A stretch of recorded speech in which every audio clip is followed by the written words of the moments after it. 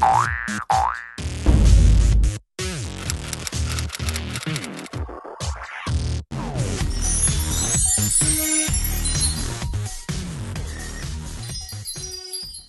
your favourite girl from Brum, Kaylee Golden with you, and I'm joined by the amazing UK R&B sensation, Sinead Harnett. How are you? Good, thank you, babe. How are you? You look lovely. I'm good, thank you. Good. You look lovely. Oh, well, I actually done my makeup at work in the bathroom. Amazing. And I think everyone thought I was doing something else, but no, I was doing my makeup and people were knocking on the door. I was like, no, you're not coming in. Oh my god. I've got things to do. It's the worst when they think that you're doing something else. I know, literally.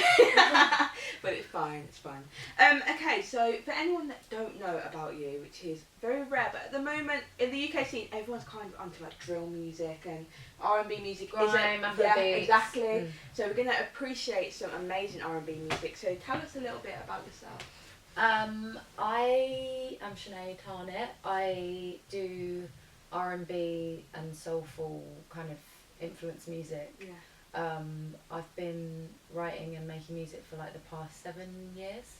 Yeah. And yeah, I think you're right. R&B is definitely having like its wave at the moment, but it's still bubbling in the UK as opposed to exploding right now. Yes, and I think now's like a perfect time for your music to come out because eyes are on the scene, which is beautiful, which is lovely, and you've just released an amazing album. Yeah. An amazing album called Lessons in Love. Now that title is kind of obvious why it would be called that, but what's like the main lesson you've ever learned about love? That it's pretty useless trying to be in it if you haven't done the work on yourself and accepted yourself and learnt to love yourself, which it obviously isn't an overnight thing. But yeah, I think if you're going to love someone, don't forget to put it into yourself as well. That is so true. Now, obviously being a songwriter yourself, what was the emotional journey like of writing the album?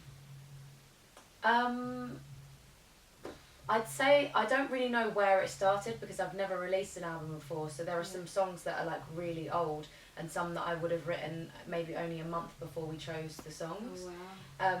I think, you know, I've had various relationships that have broken down and those have influenced a lot of the songs, and then I've had new family members being born and that's influenced a song on there, and I also have like an apology song to all the air quotes nice guys that I've not been ready to be with and kind of maybe they felt messed around.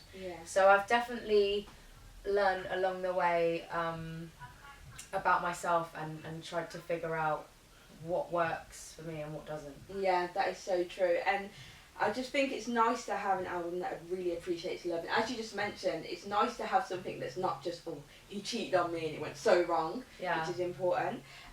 So that's amazing. Now, how long did it actually take for you to choose the songs and make that selection? It probably took us about a month, of going back and forth, like these are our favourites, these are in the like B side. So I think a month of going back and forth with the team, and then we found our final 12.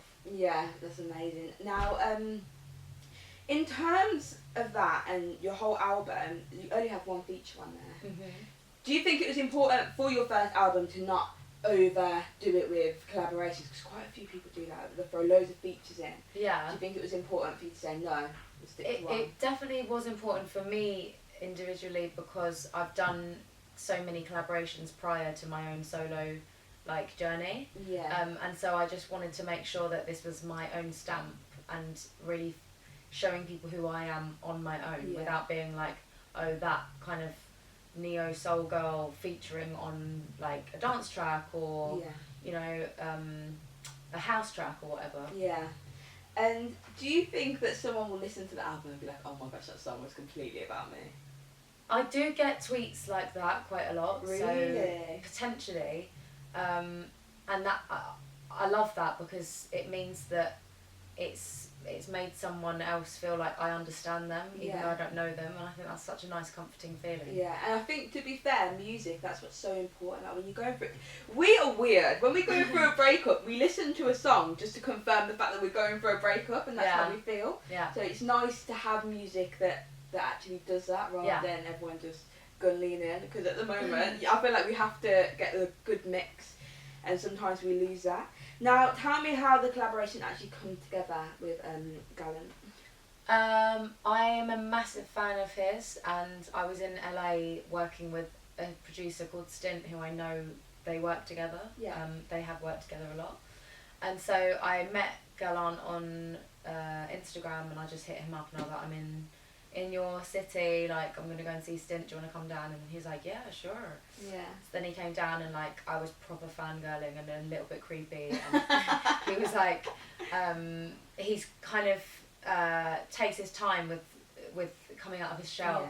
But it was really lovely. I just told him the situation that I was going through, and then that song came out, and he played like the male answer to me from my perspective. Beautiful. Now, before you leave me, I thought we'd play a little bit of a quick game. Yes! Now, I feel like after the album, you're a bit of an expert when it comes to love. So I'm going to tell you...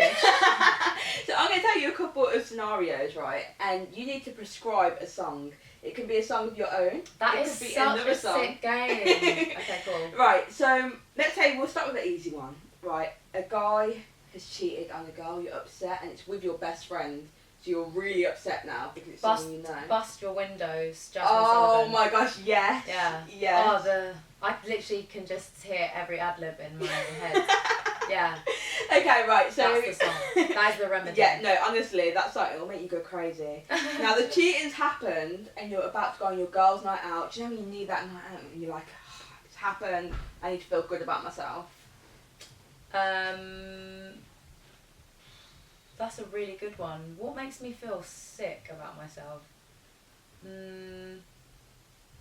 Maybe Lizzo and Missy Elliott's collaboration. Do you remember what it's called? Yeah, I don't know what it's called, but I know what song Actually, you're on anything about. by Lizzo. Yeah, anything. she makes you feel like you're like, oh yes, I am amazing. She is, I love her so much, and everyone loves her. Yes. Anything by Lizzo will cure anything. Yeah, and it will make you feel beautiful. Now, sometimes we don't think about the other side, and what about the side chick? We need to know how she feels. So let's say you're the side chick and you're in love, but you're just being mugged off, really. Oh my gosh. What song? Obviously, again, anything by Lizzo, or she was like, you know, she's like, I will never, ever, ever be your side chick. Oh, yes. But you are the side chick. No, you are the side chick. Wait, you're the side chick, and you feel like you're getting mugged. And you're like, oh, how do I get out of this situation? I think Angie Stone, Wish I Didn't Miss You Anymore, because you're only getting with him because you want him or her. Yeah, but and so you just need to, like, you need to admit, look, I can't eat, I can't sleep anymore, I wish I didn't miss you. But then eventually you won't miss them because you'll let it out through listening to the song. Yeah, and then you won't be a mug anymore. There you go. Yeah.